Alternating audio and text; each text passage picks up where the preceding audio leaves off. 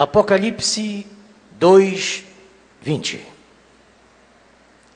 Mas tenho contra ti que toleras Jezabel, mulher que se diz profetiza, ensinar e enganar os meus servos, para que se prostituam e comam dos sacrifícios da idolatria. Obrigado, Senhor Deus, por essa escritura. Obrigado por esse bom momento que estamos na tua casa. Pelos teus filhos que têm retornado à mesma. Por aqueles que não puderam vir por motivo justo. Te pedimos, Senhor, que abençoe o teu servo ao falar a tua palavra e esta congregação ao ouvi-lo. A presente é invisível. Todos sejam ricamente abençoados. Em nome do Senhor Jesus Cristo. Amém. Sentai, amados. Nós estamos falando agora sobre o compêndio Aspas. Começamos pela manhã. Nesse compêndio, a sua primeira mensagem foi Origem de Jezabel, falado pela manhã, e hoje é a mensagem Espírito de Jezabel. Curiosamente, Jezabel significa casta. Jezabel era filha de Etebaal, rei de Sidom. Etebaal, por não ter filho homem, consagrou Jezabel sacerdotisa do templo de Baal em Tiro. Na esfera espiritual, há uma batalha que se desenvolve há milênios. E essa batalha suplanta qualquer outra batalha que já existiu, pois se trata de um confronto que envolve dimensões transcendentais.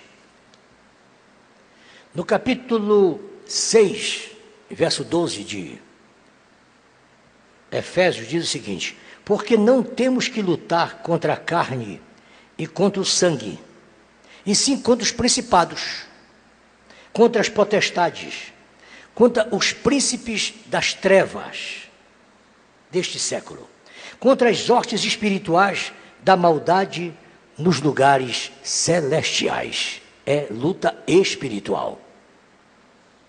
O quadro pintado no Antigo Testamento, o qual envolve Elias, Acabe e Jezabel, repete-se no Novo Testamento com João Batista, Herodes e Herodias. E essa unção ainda hoje continua ativa da mesma maneira que assassinou em Israel, perseguiu na igreja de Pérgamo e agiu na igreja de Tiatira e atuou na era de Tiatira. A igreja de Tiatira, ela aparece em cena no ano 90 depois de Cristo. Mas a era de Tiatira, você vai perceber, ela começa em 606 e vai até 1520. São 914 anos a existência da era de Tiatira. Não é a igreja de Apocalipse. É a era, o tempo que ela vive. Por aquelas imagens ali, desenhada pelo próprio Espírito Santo, confirmada pelo Espírito Santo, enquanto o profeta pregava isso e fazia o quadro gráfico na frente, aparecia lá nos fundos o Espírito Santo fazendo o mesmo desenho. Já falei sobre isso. Muitos pregadores falam sobre isso, mas nenhum tiveram a confirmação disso na parede. Uma mão fazendo isso na parede no momento que o pregador está fazendo. Não pode dizer amém, que está muito bem, fica muito bem colocado. Então, falar sobre as eras é uma coisa. Agora, ouvir o William Branham falar sobre as eras é outra coisa. Porque as eras precederam os selos. Você não vai entender os selos se não entender as eras. Porque as histórias são paralelas. Enquanto está se cumprindo as eras, está se desenvolvendo os selos. O que mudou é que os selos foram abertos, foram revelados. Foi dito que estava no selo aquilo que estava nas eras. Isso é muito profundo e, ao mesmo tempo, muito simples. Mas só se você tiver um profeta para te mostrar. Não é para a cabeça de um erudito, de um teólogo. Tem que ser através de um profeta que recebe a mensagem lá em cima e traz para a gente aqui embaixo. Embora todos, de alguma forma, tenham ouvido falar da potestade de Jezabel e de seus males contra a igreja do Senhor, no entanto, alguns ainda perguntam: o que exatamente isso tem a ver com os nossos dias? Você acabou de perguntar agora, o que tem conosco? Se isso aconteceu há 2.900 anos atrás.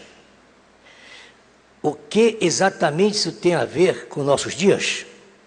Estudando sobre o assunto, cheguei à conclusão que isso afeta diretamente a primeira congregação de Deus, a congregação que Deus estabeleceu, que foi a família. Deus começou a sua obra através de família, por isso que o homem tem que buscar uma mulher e casar. Tu não vai viver amigado mais, rapaz.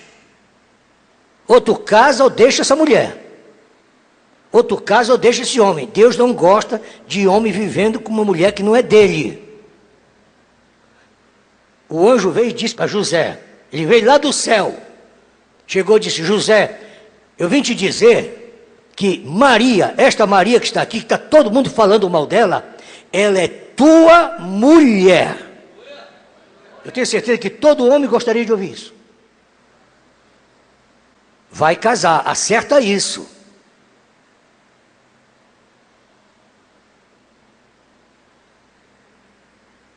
Deus começou cuidando da família. A primeira igreja é uma família. É um macho e uma fêmea. Não é duas fêmeas e nem dois machos. Ele trouxe uma fêmea e Adão disse, olhou para ela e disse, é mulher. Adão sabia diferenciar entre macho e fêmea. Eu não entendo como é que você não sabe a diferença. E quando Deus disse agora, já que tu desse nome para todos os animais, todos os animais, todos, estou citando a Bíblia, eu sou bíblico, está aqui na Bíblia. Depois que ele deu nome para todos os animais, para tudo, foi Adão que deu, não foi Deus que deu, não foi Deus, quem deu foi Adão. Está bem você dizer, Deus não precisa de ninguém, correto? Deus não precisa de mim, não precisa de ti, porque ele sabe buscar outro. Mas dizer que Deus trabalha sem parceria, sai dessa. Ai de mim e ai de você, se Deus não tivesse um traidor. Onde nós estaríamos se não tivesse Judas? Ninguém estaria aqui. Temos que agradecer a Deus pelo traidor. Mas não precisa seguir o exemplo dele. E Deus disse a Adão, está aqui esse personagem. E Adão olhou e disse, o nome dela vai ser Eva. Quer dizer, mãe de todo ser vivente. Talvez se fosse hoje, nesses Adão de meia tigela que tem por aqui, ia dizer, o nome dele é Ivo. Tem homem hoje que não sabe se é Eva ou se é Ivo. Fica longe disso, é Eva mesmo. Macho é macho, fêmea é fêmea. É a Bíblia que diz, Deus fez macho e fez fêmea e gostou. Eu não sei como é que tu não gosta de fêmea, Deus gostou. E não sei porque tu não gosta de macho e Deus gostou. Gosta de coisa meio lá, meio cá. Os irmãos da internet, por favor, me desculpem. Eu não tenho jeito para falar com vocês. Eu sou caboclo. Sou aqui da ilha do Marajó, sou indígena, sou da tribo de Soure. Eu vou melhorar meu vocabulário, meus assuntos, minha gramática, para conversar com vocês. Prometo que eu ainda vou melhorar. Ou então vocês vão parar de me ouvir. É importante esclarecer que tal espírito maligno é uma potestade que atua a nível mundial. Nunca sua atuação foi tão clara, tão forte e tão destruidora como agora. Em Efésios 6,12, vemos uma hierarquia. É uma hierarquia de demônios, de espírito satânico, regente. O espírito regente do bairro tal. Espírito regente da cidade tal. Que unge. Há carnaval no mundo todo, especificamente falando agora de Brasil, mas não tem espírito que reja, não tem espírito que tenha poder para fazer carnaval como na Bahia, Rio de Janeiro e Salvador. Os espíritos ali são especialistas. tem pós-graduação em áreas diabólicas. As músicas deles, toda a música lá é para candomblé, é para umbanda, é para macumba. São especialistas naquilo. Pode ver esses blocozinhos nossos aqui de Belém, isso é bloco de meia tigela, só faz requebrar, não faz efeito nenhum. Eles param logo de requebrar e correm para a televisão para assistir o de lá. Por causa da regência. Isso se aplica ao futebol. Pode estar jogando os melhores clubes do Pará, que aqui no Pará tem clube bom. Mas você muda o canal para assistir o do Rio, de São Paulo, por causa da regência. Você conhece o nome de jogadores de futebol dos times do exterior, principalmente da Alemanha e da França e da Espanha. E não sabe o nome dos nossos jogadores daqui do Pará. Não sabe o nome nem do jogador do seu clube, mas sabe todas as contratações lá de fora. É regência. São poderes. E você, desconhecendo isso, vive abismado, apavorado. Porque não conhece aonde está lutando, não conhece o terreno que você luta. Há uma hierarquia, um espírito que trata dessas coisas.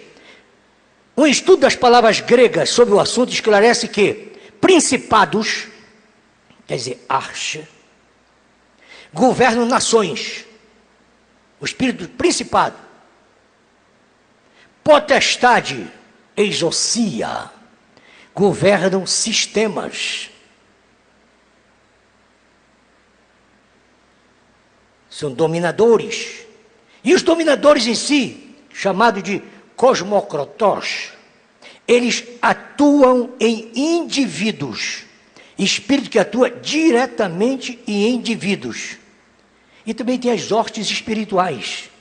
A poneiria, pneumanicos. O pneumanicos, eles atuam de uma forma como se fossem soldados. Classe de subalternos, que recebem ordem de espíritos maiores. Mas pode ver que o apóstolo deixa bem claro que são potestades e principados que atuam nas regiões celestiais, mas cada um tem comandos diferentes para situação diferente. Mombrana chega a dizer que uma chuva torrencial é mandada por uma qualidade de espírito. A chuva é de Deus, mas quem manda uma chuva torrencial, destruindo todo, são determinados demônios escalados para destruir aquele lugar. Então você até para morar em certos lugares, tem que saber se você tem direção de Deus para morar ali. Às vezes Deus quer que você more naquela outra rua. Mas você, como é guiado pela sogra, é a tua sogra que dá ordem, então ela diz, não, eu quero aqui, na minha ilharga.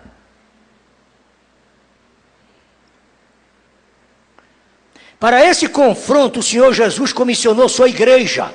A igreja é comissionada para combater isso. Porém, à medida que o tempo foi passando, grande parte da igreja foi se tornando inoperante, fraca, doente, 1 Coríntios 11:30, sem estratégias, e extremamente desleal. Essa parte decadente e apóstata é considerada como uma falsa igreja. Traiu a Cristo, trocou de posição, seguindo a doutrina de Jezabel. Entender essa verdade deveria ser parte do manual de sobrevivência do cristão. E te aconselho que leia essa escritura, que é um manual de sobrevivência do cristão, que é Gálatas capítulo 1. Boa escritura. Gálatas capítulo 1, versos 6 a 7. Você vai ver quanto é fundamental que você atente para isso.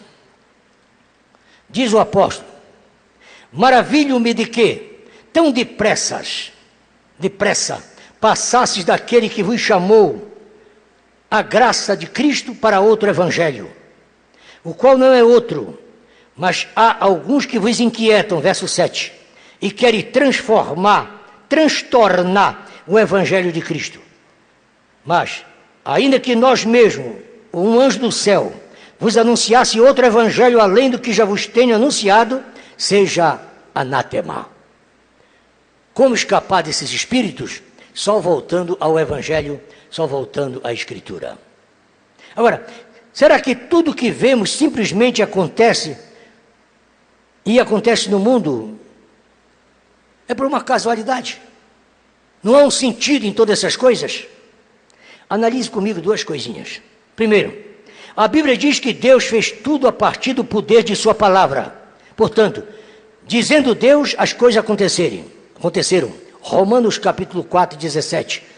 E chama as coisas que não são como se fossem. Então é Deus que entra em ação. Segundo, a Bíblia também nos diz que vivemos no reino físico, mas nos movemos no espiritual, através de orações e de atos proféticos. Atos 17, 28. Ou seja, tudo que vemos aqui e vivemos agora é resultado de algo que já aconteceu na esfera espiritual. Então, tudo que tocamos hoje e chamamos de realidade não é simples obra do acaso, e sim resultado de todo um processo. Hebreus 11, 7. Talvez você nunca tenha olhado isso, mas vamos ver como é que Jezabel entra na história e então, a partir daí, vamos ver o que ela fez, como fez e os resultados de sua ação. Jezabel era inteligente, astuta, idólatra, tornando-se mais notável e temida que o próprio rei Acabe. Com isso, pôde introduzir no reino de Samaria o culto aos ídolos sidônios, fenícios e cananeus. Sua influência cresceu a níveis incontroláveis. E valendo-se disso, ela subjugou os sacerdotes e os levitas do Senhor. Jezabel.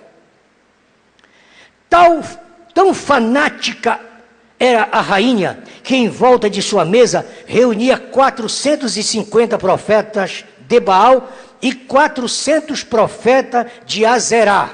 Azerá era considerada esposa de Baal na mitologia cananeia. Suprindo os princípios mosaicos, a feiticeira Jezabel passou a cultuar Baal de forma ostensiva e dominadora, sacrificando crianças em nome da santidade e da inocência. Segundo Reis 16:3. Esse espírito atua no sistema religioso buscando corromper a igreja, principalmente impedindo a evangelização, o fluir do Espírito Santo, a revelação da palavra de Deus e o ministério profético. Isso acontece, pois não havendo profeta, o povo se corrompe. Provérbios 29:18. Eis a razão do ódio homicida que essa entidade tem contra os profetas do Senhor. Por conseguinte, atinge a todos quanto pregam o Evangelho, pois o testemunho de Jesus é o espírito de profecia. Apocalipse 19:10. Convém atentar que antes da primeira vinda de Jesus à terra, houve uma voz que clamava no deserto e preparou o caminho para o Senhor. Foi João Batista, que detinha a mesma unção que esteve sobre Elias e Eliseu. Agora, ante a segunda vinda de Cristo, haverá uma mensagem de 1 Tessalonicenses 4,16, através de um profeta, no espírito e virtude de Elias, precursando a segunda vinda do Senhor. O Elias que virá é o sétimo anjo de Apocalipse 10:7. Esse profeta mensageiro fará duas coisas fundamentais: converterá o coração dos filhos à fé dos pais do Pentecoste e revelará o segredo dos 7 trovões contido nos 7 selos. Permita repetir sempre isso: revelará, por favor. Não ouça pregador que diz que ele vem cumprir. Irmão Branham não veio cumprir. Quem cumpre é o Senhor. O irmão Branham veio revelar, esclarecer, mostrar. Não confunda William Branham com o Senhor Jesus Cristo. William Branham é um profeta aqui na terra. O Senhor Jesus Cristo é o Deus Todo-Poderoso que está sentado no trono do Pai como cordeiro sangrando por nós. Está na internet isso. Um pregador de Franca, São Paulo, gritando: o irmão Brana é Jesus. Ele está no trono do Pai sangrando. Mentira. Mentira. Jesus, irmão Brana, não é Jesus. Ao contrário, ele disse: eu vou parar de pregar, porque meus amigos perguntaram para mim se eu sou Cristo. Se fosse o inimigo que perguntasse, eu não levava em consideração. Mas um amigo perguntar para mim se eu sou Cristo, eu não posso aceitar isso. E passou 3 anos sem pregar. Esses indivíduos falam isso, que querem tomar o lugar de William Brana, mas ninguém toma. Aquilo que Deus coloca, é Deus que coloca, é Deus que exalta, é Deus que dá a comissão, é Deus que dá o chamado. O ministério está cumprido. Você pode falar melhor do que ele. Pode até inventar coisas e dizer coisas que ele não disse e você quer dizer, mas você nunca vai ser o William Brana. O William Brana é o profeta vindicado por Deus, exarado na palavra do Senhor. Jezabel, mencionada como profetisa em Apocalipse 2:20, era uma bruxa rebelde, mandona e assassina. Os rebeldes vivem sempre ansiosos, semeando desarmonia e promovendo contenda. E assim alimentam o espírito sanguinário e traiçoeiro que reside dentro deles. Eles até tentam camuflá-lo, mas não por muito tempo. Um dia deixam a máscara cair e dessa forma suas verdadeiras identidades são mostradas. Os grupos facciosos agem sem misericórdia, são caluniadores. Você quer conhecer um pregador falso, com doutrina falsa? Veja se a primeira coisa que ele fala, quando ele abre a boca, a primeira coisa que ele fala é da vida alheia. Todo pregador falso, pode examinar, converse com ele. A primeira coisa que ele faz é falar de uma igreja, falar de um pastor, falar de um pregador. Depois, aí ele passa a heresia. São grupos facciosos, sem misericórdia. Chega ao ponto de dizer que nem existe mais misericórdia. Sem sentimento. Na mensagem Eventos Esclarecidos, parágrafo 53, pregado no dia 6 de dezembro de 65. Agora segura isso aí, o falso. Faltava 19 dias para o profeta morrer. Uma denominação fermenta uma igreja. Um ministério corrompe outro ministério. Um tabernáculo estrangula outro tabernáculo. Agora eu quero ver tu dormir depois desse parágrafo. Tu não deixaste nem o irmão Brana dormir, morrer em paz. Esse espírito de Jezabel perseguiu o irmão Brana até as últimas horas. Depois mandou 2 rapazes homossexuais jogarem o carro dele em cima do carro do profeta. 2 prisioneiros, ex-prisioneiros, homossexuais, embriagados. Aquilo que o pregador mais combate é aquilo que o ataca. O profeta levava no bolso. O profeta levava no bolso um sermão intitulado Trilha da Serpente. Vou mostrar para vocês o que é a trilha da serpente. Homossexualismo, bebida, festa, prisão, desordem. Sabe o que Satanás fez? Mandou os seus comparsas jogar o carro em cima dele. É impressionante que pessoas com esse tipo de conduta vêm passando de igreja em igreja, deixando um rastro de destruição. Não deixa um convertido na igreja que frequenta, só deixa destruição, só discórdia, só combate, só vê erro.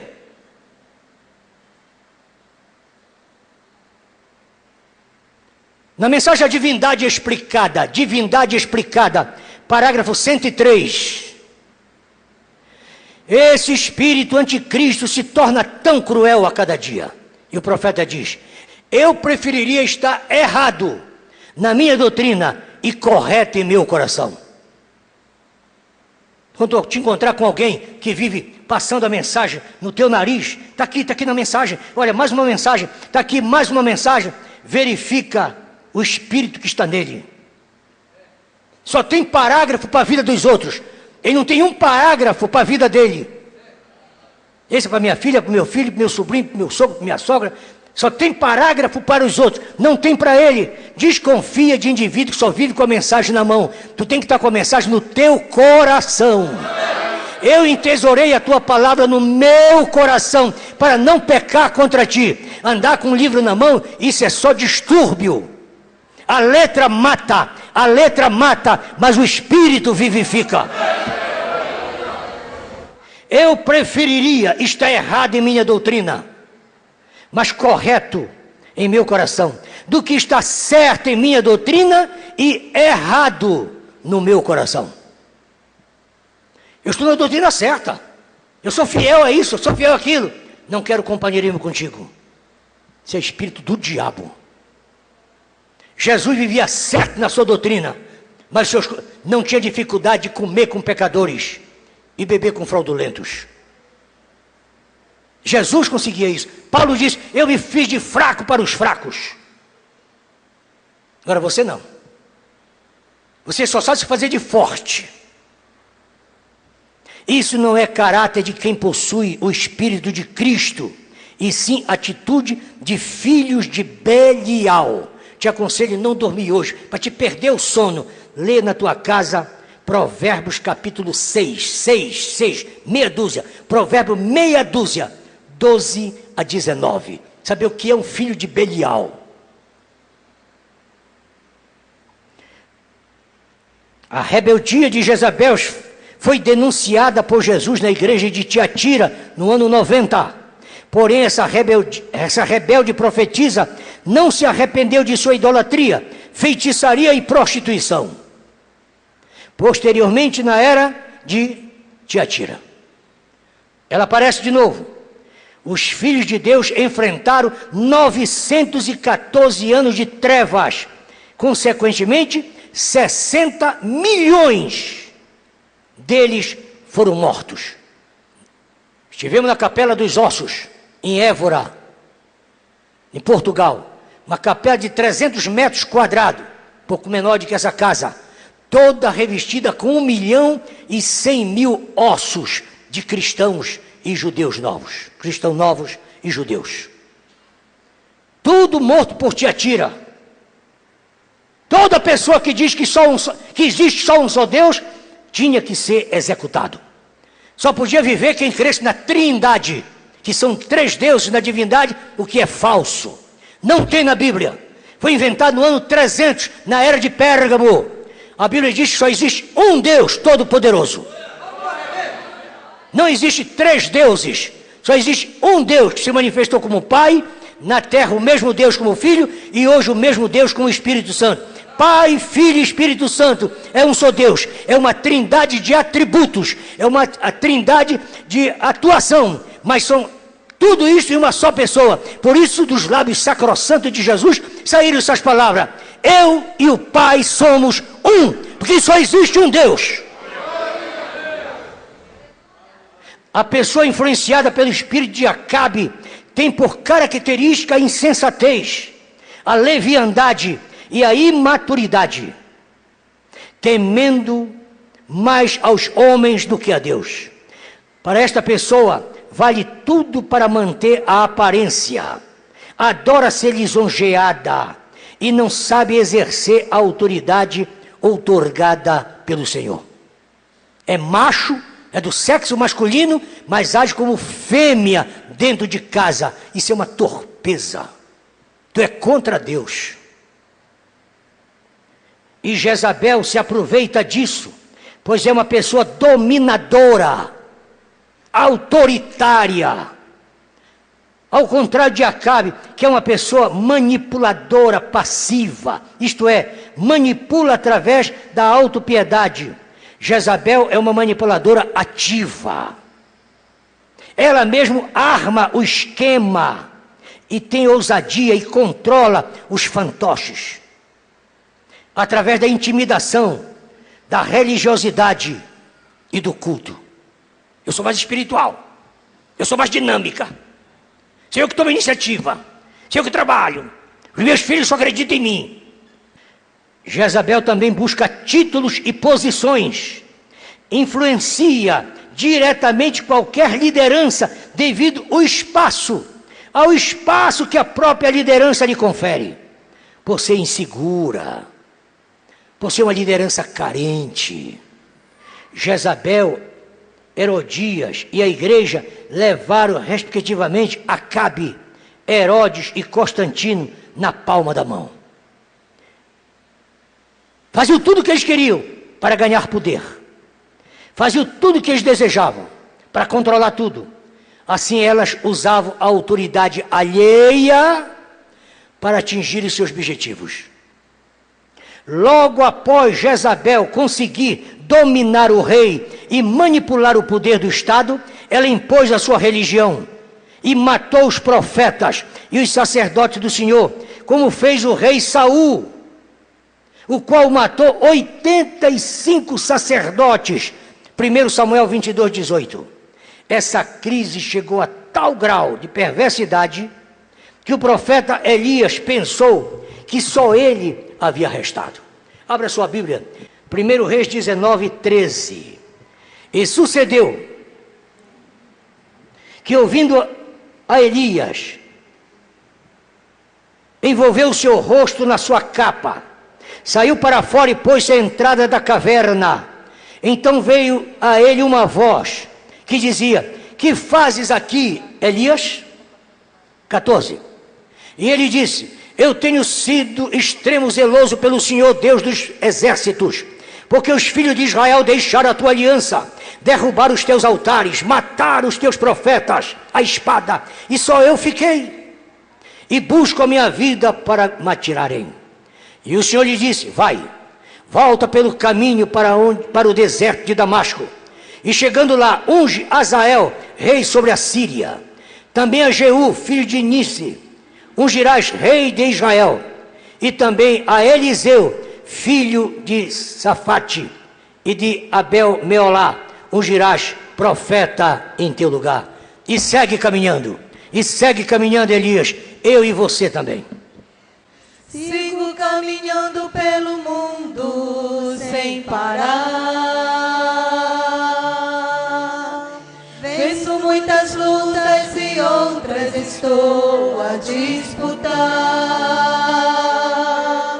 Eu não tenho tempo nem para descansar. Não posso parar. Sou filho de Deus. Sou caminhante de fé e aprendi que perder uma luta não é o fim. Sei que é difícil às vezes suportar o meu erro, mas eu não posso parar.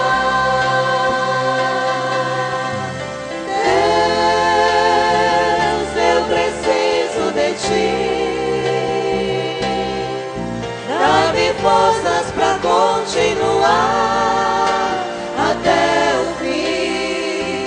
Eu vou lutar para estar de pé. Eu vou chegar onde está Jesus de Nazaré.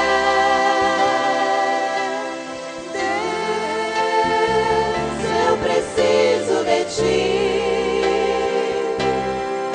Dá-me forças para continuar até o fim. Eu vou lutar para estar de pé.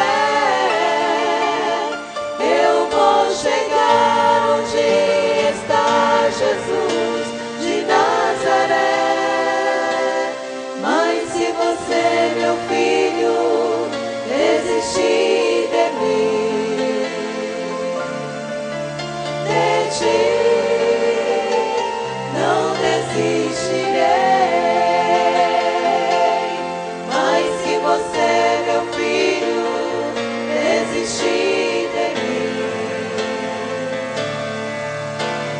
hoje.